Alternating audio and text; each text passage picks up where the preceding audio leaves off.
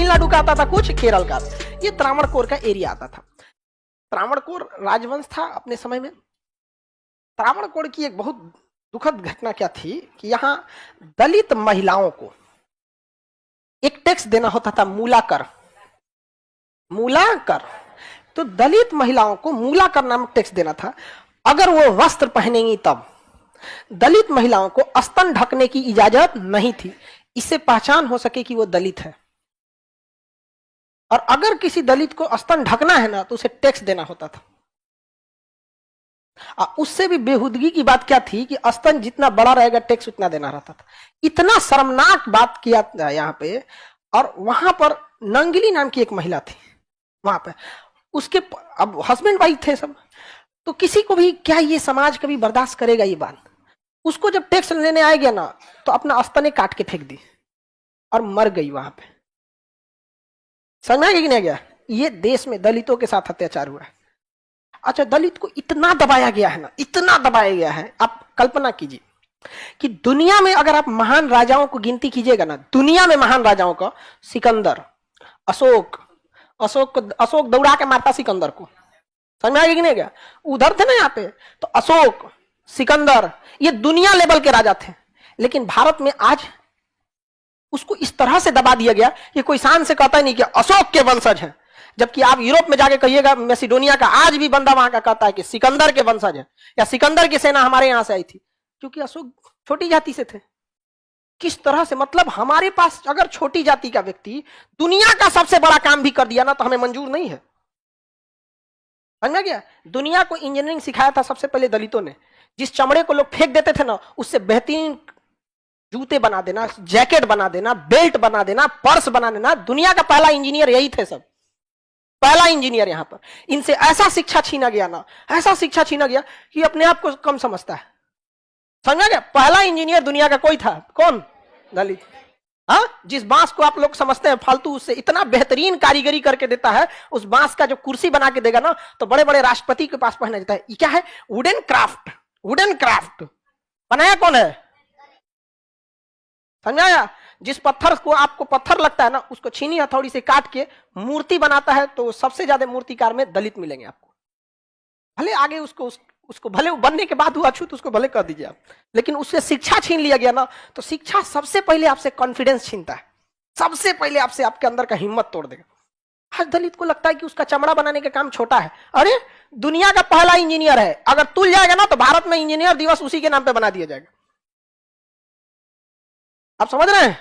आज किसी से कहिए तो हाथ उठाएगा दलित। अरे, मूल निवासी है भाई, दलित, आदिवासी, द्रविड़ मूल निवासी है।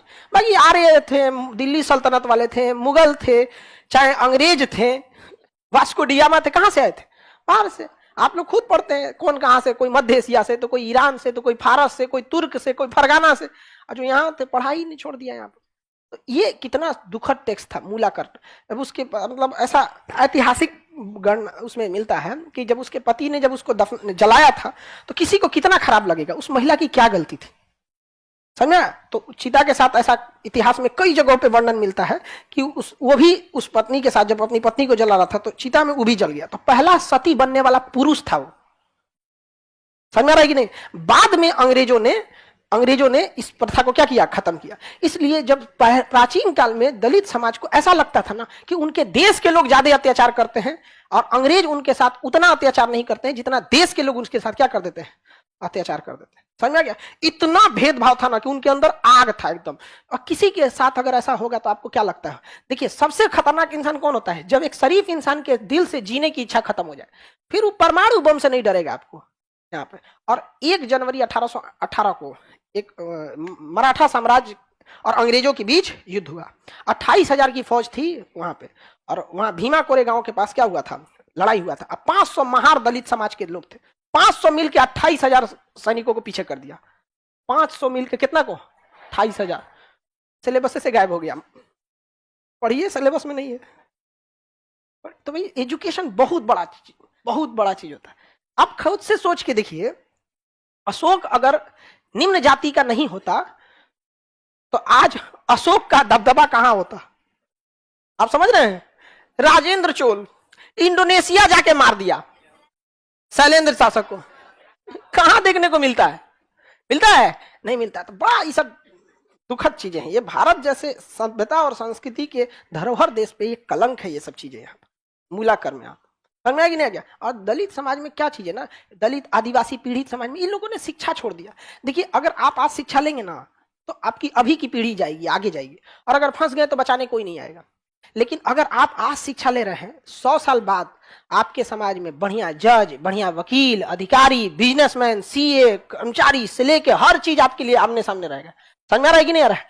तो जब 5000 साल अगर आपको दबाने में लगाया गया है तो 100 साल तो उठने में भी लगेगा। समझ में आ रहा है कि नहीं आ रहा है? और किसी को ऐसा देखिएगा ना, अशोक का गुणगान, अशोक का तब तो हम लोग गुणगान गाते। आपका क्या कहना है बाबू? हमारे लिए कभी जाति धर्म ये सब चीजों से नहीं, हमारे लिए हम समाज का हम रियल चेहरा देख चुके हैं बबुआ। इस समाज में आज भी दुइये को जाति है, अमीर और गरीब की। समझ में आया कि नहीं आ गया? यहाँ पे इसलिए जिंदगी हो या व्हाट्सएप, लोग स्टेटस देखना पसंद करते हैं।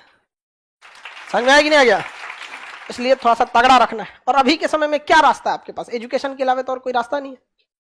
आगे बढ़े तो त्रावणकोर की यह घटना भारत के लिए एक शर्मसार घटना थी। ये कभी भी मतलब एक सभ्य समाज इसकी कल्पना नहीं कर सकता था। जहां हम एक बार महिलाओं की एक बार कहते हैं कि पूजा करनी चाहिए, तो कभी एक बार कहते हैं कि उसे वस्त्र पहनने के लिए क्या लेना चाहिए? टैक्स लेना। इतना तो जुल्म अंग्रेज भी नहीं किया था सब। हाँ, तो आजादी के पहले का भारत नहीं था? आजादी के पहले तो हम लोग सोना के चिड़िया थे। हाँ, आजादी के पहले तो हम लोग आर्यवर्त थे। आजादी के पहले ही तो हम तो अखंड भारत थे। आजादी के पहले ही का तो हम लोग गुणगान गाते हैं। हमारी संस्कृति अंग्रेजों ने खराब किया तो हमारी संस्कृति मुगलों ने खराब किया, तो ये किया वो किया। आजादी के पहले ही ना हुआ, तो आपको क्या लगता है आजादी के बाद कर देंगे लोग?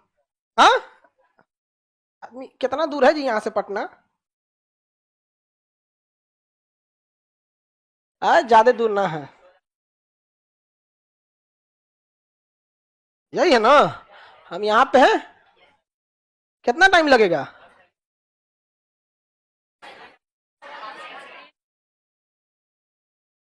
3 घंटा पैदल चल चलेगा आदमी। भेदभाव कभी नहीं होना चाहिए। हमारी क्लासरूम में आने के बाद जाति धर्म भी अपना पहचान पीछे छोड़ देता है, उसकी सीमा समाप्त हो गई। अब यहां से खान सर का नियम लागू होता है। यहाँ जाति धर्म चाहे जिस जाति के हैं, आपकी जाति ऊंची है नीची है कोई मतलब नहीं है। जिस बेंच पे आज आप बैठे हैं उस बेंच पे कल कोई और जाति का बैठेगा, कोई भेदभाव नहीं कर सकते। और ऐसा नहीं, माहौल का असर पड़ता है, आपकी हिम्मतों नहीं करेगी यहाँ करने का। एक बार देख के देखिए ना, खदखदाएंगे तन ज्यादा ना, तो एक बार देख लीजिएगा सामने डायनासोर खड़ा है। कभी जाति धर्म से भेदभाव नहीं होना चाहिए। आप माफ कर दीजिए अलग बात है, लेकिन भूलिएगा कभी नहीं। जय भीम सर जी। हाँ बाबू, जय भीम। भीमराव अम्बेडकर साहब नहीं रहते ना तो अब तक ये हाल नहीं रहता। हकीकत में है वो भगवान ही एक तरह से अवतार है आप। हकीकत में कभी कभी ऊपर वाला अवतार बना के भेजता है, और स्पष्ट है कि जब भी अत्याचार होगा तो कोई ना कोई अवतार लेगा। तो कौरव लोग का अत्याचार बढ़ गया था ना, कोई ना कोई अवतार लिया था। तो इनके लिए भी अवतार लिए थे कौन? अम्बेडकर साहब।